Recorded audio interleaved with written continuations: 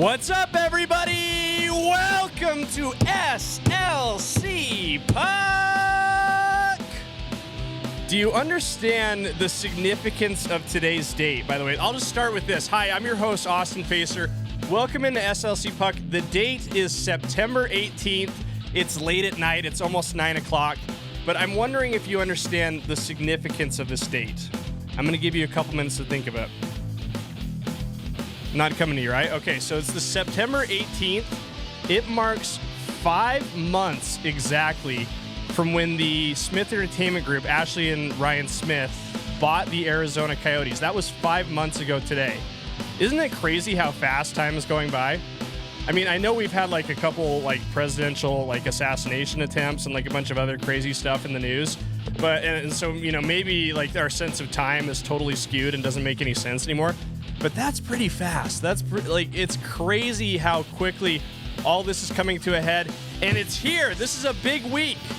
The Utah Hockey Club is going to play their first preseason game. They've been playing the Rookie Face-Off Challenge in LA. They did that last week. They went 1-2, I believe, in that.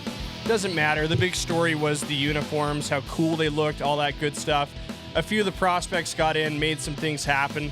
But this is it now. The real deal is here. It's the start of training camp for the big boys, the veterans on the club, the guys fighting for a spot on the team.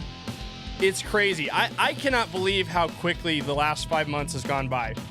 And I'll tell you this is interesting. So if you think about it, the Utah Hockey Club is 5 months old. SLC Puck is older than that. We're 5 months and like 3 days old because I believe we did our first episode on April 15th when the talks were really heating up. And I dropped episode 1 in anticipation of creating this cool new project. And it's been amazing to see this community form. Like, it's been a lot of fun to see it coming together. And for those of you who are new to the show, thank you for tuning in. Again, my name is Austin Facer. So happy you're here joining us. And I know you're thinking like, wow, I love SLC Puck already. I want to know how to get more of it. I want to know how to support the show. You can follow SLC Puck on social media. I've got all the platforms there. Twitter. Yes, I know it's called X now, but I refer to it as Twitter. I always will. Instagram, TikTok, Facebook, all that stuff. It's at SLC Puck.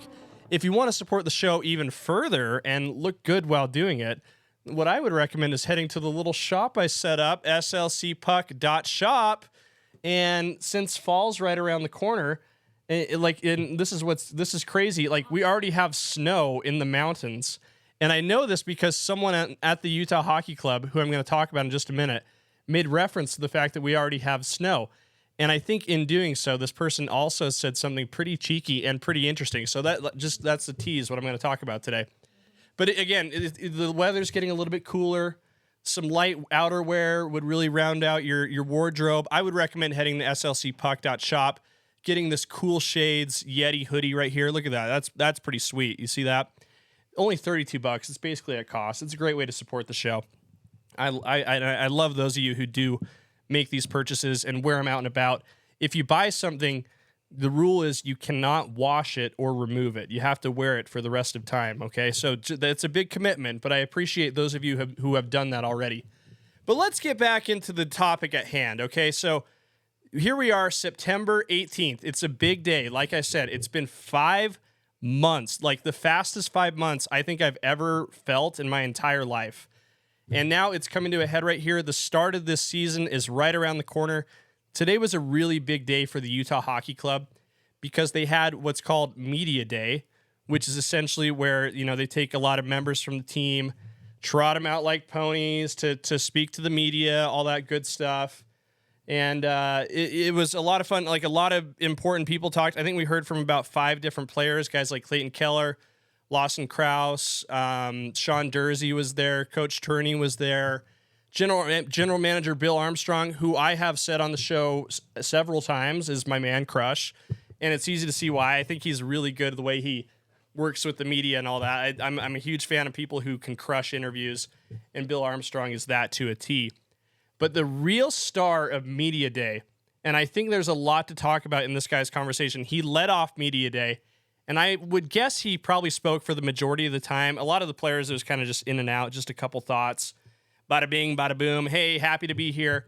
yeah, it's exciting to be a part of this. Yeah, oh no, we don't know what the team name is going to be, but we're really excited about it. You know, they all basically said we're going to be a competitive team. We're going to try to fight for a playoff spot, all that good stuff. All the players basically said the same thing. Again, the star of the press conference though, or the media day, I should say, was Chris Armstrong. And if you're not up to date with the full infrastructure of the Utah Hockey Club, Chris Armstrong is basically tippy top of the ladder. He reports directly to Ryan Smith, the team's owner. Right below that is Chris Armstrong. He's the president of the Utah Hockey Club, I believe his title might be president of hockey operations.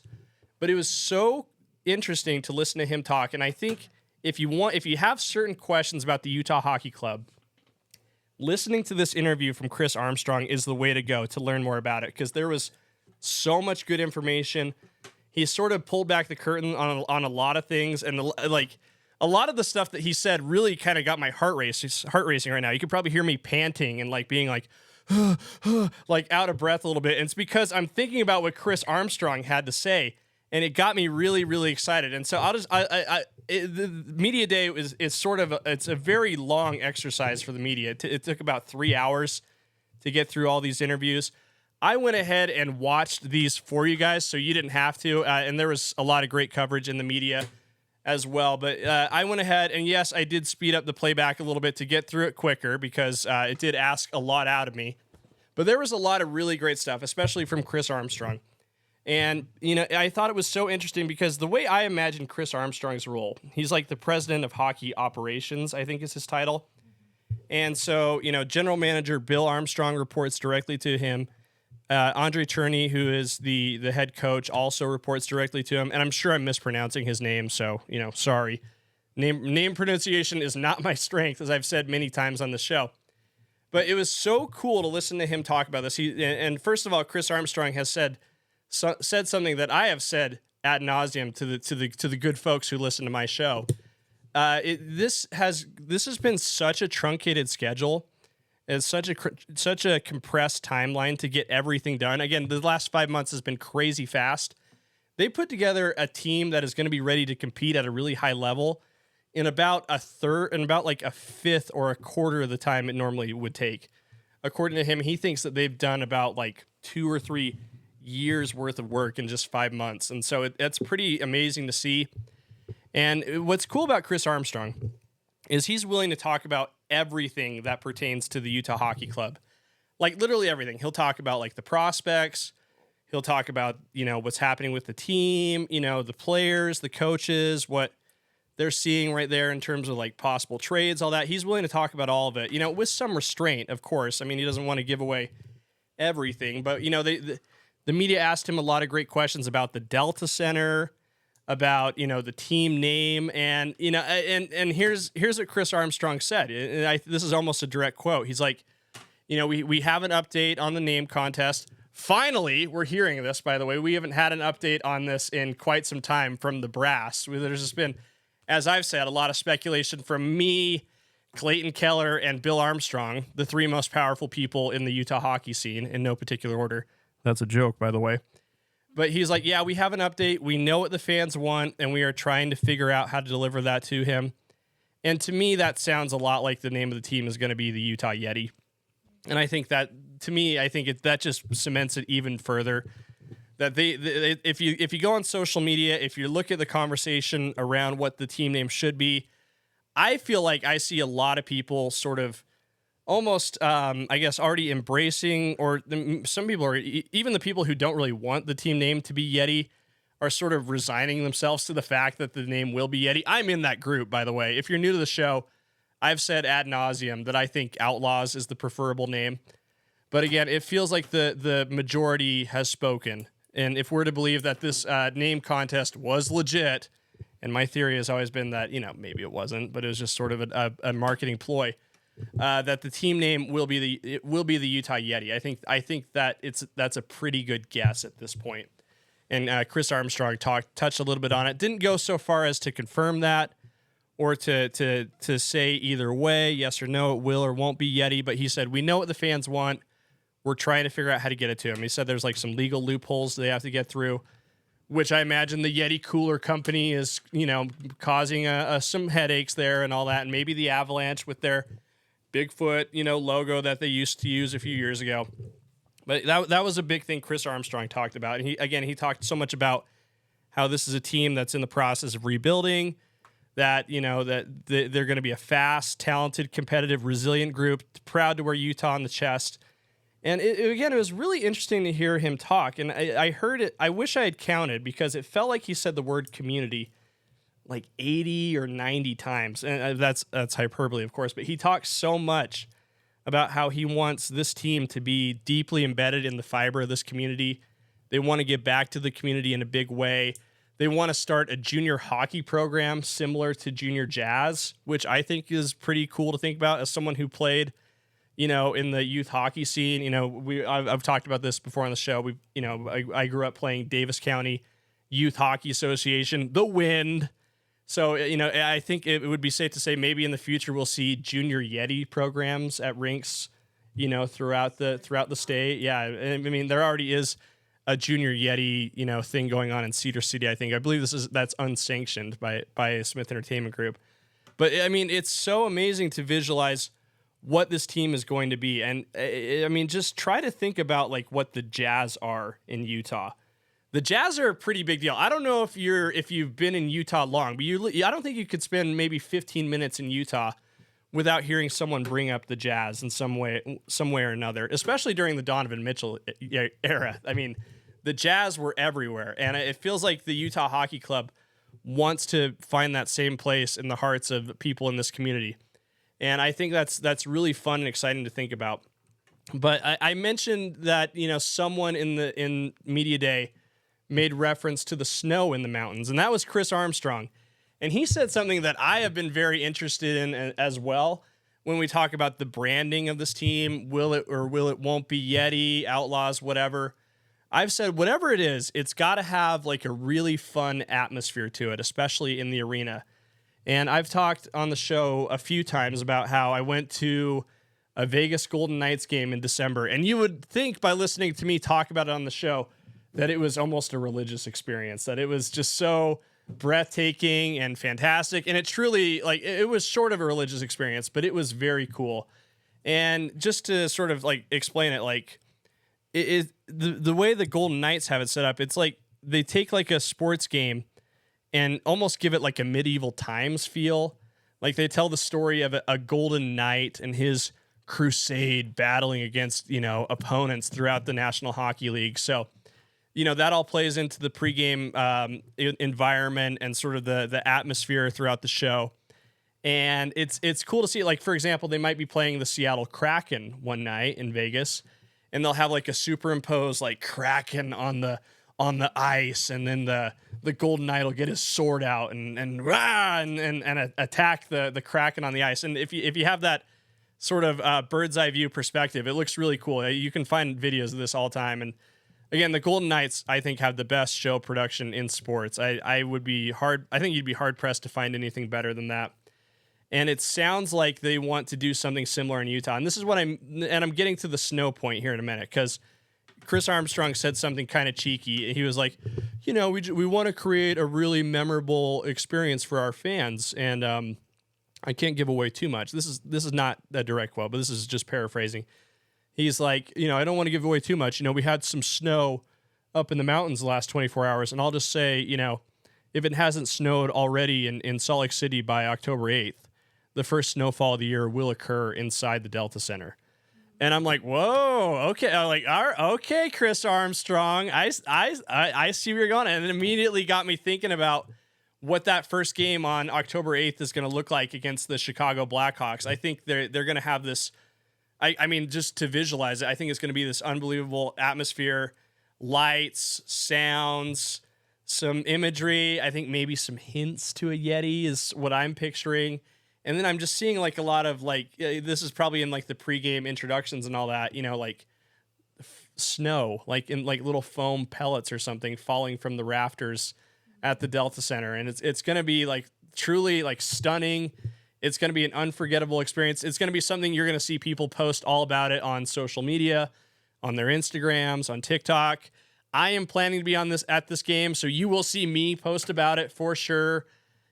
I am so excited for this, and Chris Armstong did a hell of a job selling this to me and everybody else at Media Day. And again, so many cool things that were talked about, and again, I loved hearing from Bill Armstrong as well. He had some really great insights on where the team is in their rebuilding stage. Talked a little bit about, the start of training camp, which was today as well, and what to expect of that. But the real highlight was hearing about Chris Armstrong and the larger vision for the team.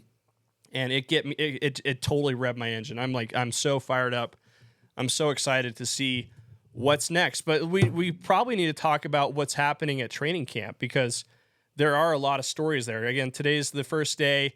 They probably went over to the Oval. I would imagine they had their media day at the Delta Center, but I imagine training camp took place at their practice facility, their temporary practice facility at the Utah Olympic Oval. And I mean, there's a lot of interesting things that are going on there. I think probably a lot of the questions in media day were directed to the brass, the coaching staff, the players, Bill Armstrong, about how this team's going to gel together. Obviously, it's like a young team. The Coyotes didn't play super well last year, missed the playoffs. It didn't help that they had a 14-game losing streak when talk of relocation really ramped up in February. But it was still a team that had like a lot of potential, and they've built on that over the summer, over the offseason, by making some key moves. They've added Mikhail Sergachev. They think he can be the number one defenseman, or at least do everything he can to put himself in a position to be the dude for Utah on the blue line. They've added John Marino. They added a lot of other veteran presence, some guys who have Stanley Cup rings that are going to be in the room with these young former Coyotes guys. So I think they're really excited to see how the young guys respond to having like the confidence of some guys who have been there in the room. I think that they're excited to see that. There's also like a lot of development stories. Tej Ginla, he was day-to-day with a hip injury. He missed the rookie face-off challenge. I was hoping he would catch the last game on Monday. Did not, but he was held out. But they're expecting him to I think, participate. I think they still call him day-to-day, but they're hoping he'll get out there. His development will be interesting. A lot of other, guys who are new, Logan Cooley, Josh Doan. Josh Doan's a guy who's maybe on the bubble of this team. Might make it, might not. He's got to really perform well in camp and in these preseason games. And then other stories too. I mean, I could talk ad nauseum about all these stories. We have a couple guys who are like fighting to save their NHL careers, like Kyler Yamamoto, who is a former first-round pick in the NHL draft. He's 25 years old. He's on a tryout contract right now. He is fighting to save his hockey career in the National Hockey League. I mean, there are a lot of hungry dudes out there who like want to prove themselves. And I think that's what's fun about the Utah Hockey Club. And this, again, is something Chris Armstrong talked about. He's like, when you're doing something you love and you get to start from the ground up, you're really excited about it. And you want to go all in, and it makes you want to work harder. And I think we're going to see that at training camp as well. And so I think that's going to be a lot of fun. But again, so many things to talk about. And yesterday, on September 17th, a story ran that I think kind of went under the radar a little bit with the excitement of training camp coming. And it's something, again, we've talked about here on SLC Puck, and it plays into my thesis that I've had about this whole hockey story, this whole hockey thing we've been doing, right? I know you've probably been enjoying the show. You're like, oh, hey, there's a shiny new toy in Salt Lake. It's a professional hockey team. I don't know a lot about hockey, but this sounds like fun. They don't have a name. What the heck's going on with that? But really, this hockey story, I believe, is a much bigger story than something that just affects sports fans. And what I mean by that is it was evidenced in this story here, written by my guy, Carter Williams, KSL.com. Utah committee approves Salt Lake City Smith Entertainment Group deal for Delta Center District. So we talked about this in the summer. This was something that broke in July. Obviously, the Delta Center is not an ideal venue for hockey. We all know that. Right? This has been talked about. It's going to be talked about more, by the way, once the season gets going. People are going to take pictures of the empty space in the arena, their obstructed views. they're going to forget about the fact that they just saw this magical indoor snowfall, and they're going to be like, but I missed that one meaningless play in the corner. The magic's gone. It's going to be a little annoying, right? And the national media is going to pick it up to some degree. Like, can you believe those Coyotes players left Arizona for this situation? Again, these people need to settle down. This is coming together really fast. And again, this is like all the process of getting a team up and running, according to Chris Armstong, should be about 2 or 3 years. They've done it in 5 months. They're sort of flying by the seat of their pants there. But a big part of this is getting the Delta Center to be like a state-of-the-art venue. I'll just note that the team, a lot of the guys on the team talked about how nice the locker room is now in the Delta Center. That was like one of the first things they did. They're going to have a really nice locker room for this first season in the Delta Center. But other than that, the building needs a lot of work to be like a truly great hockey venue and also serve a similar purpose for the Jazz, right? So we talked about how there's like this deal that hundreds of millions of dollars at stake. A big step went forward yesterday. So right here it says here, members of the Revitalization Zone Committee, that's what they're calling this area by the Delta Center Revitalization Zone. Again, I'm just trying to get you guys caught up. This was back in July. It's been a while. Again, we've had a lot of things in the news. They voted unanimously on Tuesday to approve a participation agreement and project area that Salt Lake City and Smith Entertainment Group agreed to in July, which sets up a sports, entertainment, culture, and convention district surrounding a remodeled Delta Center. And this also includes a recommendation to preserve the 45-year-old concert venue of Bravenel Hall. Salt Lake City Mayor Aaron Mendenhall said to KSL.com, I am grateful for the committee for its unanimous support of the agreement that the city and Smith Entertainment Group negotiated, which not only creates a path for a transformative downtown sports, entertainment, culture, and convention district, but also benefits Japantown, public art, and every city resident. And I would just add, regardless of whether or not you're a hockey fan or not, or if you're a basketball fan or not. All this is happening, like a huge wave of change is happening in downtown Salt Lake City, where I think it kind of needs to happen. I think we could do with a makeover at the Salt Palace. I think making that area more walkable and fun, because like, let's face it, if you ever walked from City Creek to the Delta Center, it's not like a fun walk. You have to go around the Salt Palace, and I wouldn't say it gets you revved up and excited to be downtown. They need it. They can make it that space, and I think doing that is a really, really great idea. And I think it's something that could really transform where Salt Lake lands culturally in the United States and maybe even the world. And that's important, right? Because we want to be a big league town. We want to have the Olympics. We want to grow up. We want to be a great place to live. This is all being made possible, and the hockey team is a huge part of this story. And again, I talk so much about construction here at SLC Puck. I dedicate more resources to silly costumes to strike home my point than any other podcast in America. Here you can see the construction hat. It's going to happen. It's going to be awesome. It's going to be amazing to see. This hat is not for sale. I would say that I got this at Lowe's and just wrote it on it with Sharpie. This hat is for sale. It's at slcpuck.shop. But again, so many crazy things happening, and it's happening so fast. Do you realize the first preseason game is on freaking Sunday? It's against the St. Louis Blues in Iowa. And here's what's funny about that game. I have no idea how to watch that game. I really don't. I have been scouring the internet trying to figure this out. If anybody has any idea, please, let me know in the comments or wherever. But I've searched on Utah Hockey Club's website. I've searched on the Blues website. I did do a little digging into why the game is being played in Iowa. And according to the Intrepid reporters, and I'm sure I pronounced that word wrong, Iowa is somewhat of a test market for the NHL. So they're trying to get a feel for like what ticket sales would be like and the interest and all that. And it just so happens they're going to host the Utah Hockey Club, in its first game ever. Not regular season, but preseason game. So that's why they're in Iowa. But again, I don't know how to watch this game. And I was looking at the press release about the broadcast crew that the Utah Hockey Club put out, where they announced the new broadcast crew, and there were sort of hints to, a streaming service that'll be announced later this week. Again, something that Chris Armstong brought up today in his media availability. But I don't know how to watch this game.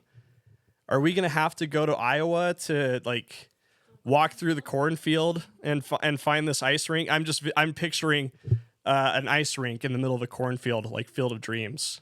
I think if that's where the first game is going to be played, that would be pretty magical. I don't think that's what's happening. I think it's in an arena in Des Moines, but one can dream, right? But after that, they'll be back on the 23rd. They'll be playing the Kings at the Delta Center. That'll be amazing. I don't know if we'll see the snow that day. It sounds like they really want to, let it rip on October 8th for the first time. And that's going to be a ton of fun. But they're going to be here soon, guys. They are going to be here so soon. September 23rd against the Kings, the Delta Center. October 5th against the Colorado Avalanche at the Maverick Center. And then October 8th, that's the big one. And it's coming right up. And we'll be covering it for you right here on SLC Puck. Appreciate you guys for tuning in. Another episode in the book. 42 done. Yes. So fun. I'm enjoying the heck out of this. Appreciate you guys for being a part of this. Don't forget to like, comment, subscribe. Follow the show on social media. And if you want some merch, go to slcpuck.shop. And we'll talk soon. Thanks, guys.